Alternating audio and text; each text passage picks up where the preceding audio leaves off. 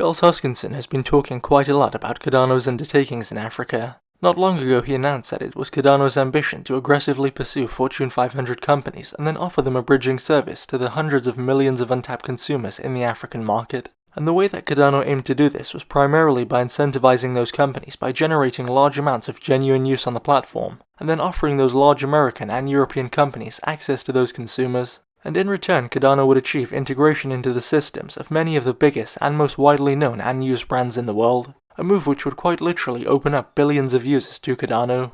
Now, just a few weeks ago there was a lot of hype and speculation around Cardano's involvement in an arrangement with the Ethiopian government and their Ministry of Peace regarding a national identification system.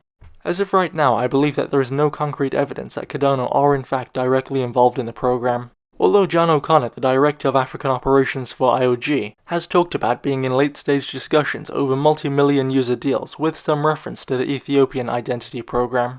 Now, even if it turns out that this doesn't materialize, which is a possibility, in my mind it doesn't change the viewpoint that Cardano are on the verge of mass adoption, and I think that Africa is a catalyst for Cardano to become a mainstream and globally identified platform.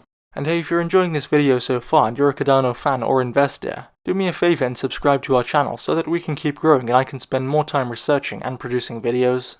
So one of the Cardano projects which is particularly interesting to me is the Atala framework, which is an enterprise blockchain framework and has been designed from the ground upwards geared towards consumers in African markets. And Atala is particularly focused on government adoption and use. And this is a really good strategy because many of the African markets lack digital infrastructure, and building something which helps the government to achieve better infrastructure and systems is a very clever way to access the consumers in those markets, and then the companies will follow as businesses want access to consumers who they can sell their products to. And Atala is also particularly focused on digital currency adoption, which is beneficial to Cardano investors as well. The framework offers real-world services like voter systems, property registration, and supply chain management. Charles Hoskinson himself said that the only way that you can get 15 million farmers into a cryptocurrency is to first get them into a supply chain in reference to Ethiopia. You see, these farmers need to be in a supply chain system to adhere to the international mandates, which is beneficial to them, and so there is a strong incentive for them to do so. And once they have joined the network and the network is interoperable with Cardano, you have a product which is affecting the lives of potentially hundreds of millions of people in Africa alone, and therefore benefiting ADA investors with increases in value and higher staking yields as a result of more transaction volume and demand for ADA. You see, you have to put the situation into context. Unlike here in the UK or the USA, across much of Africa there isn't a culture built around the adoption of digital technologies. In fact, around 60 to 70% of the people in Africa rely upon farming as their primary source of income, and in many of those countries less than 50% of the people have access to internet. And so getting the hundreds of millions of farmers and labourers in Africa who by and large have no desire to use cryptocurrency isn't going to be an easy thing to do, but it can be done.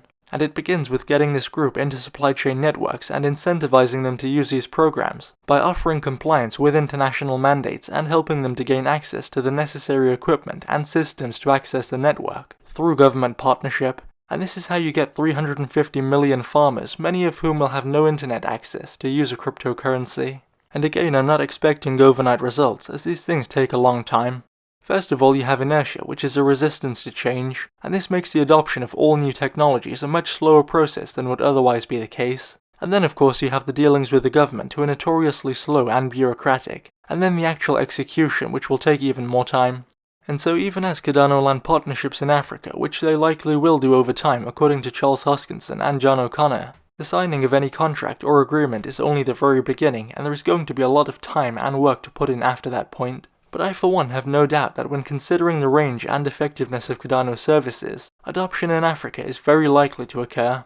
We just have to look at what has already happened in Ethiopia regarding the use of digital identification systems for students, and the way in which this is revolutionizing the way that things are done by governments.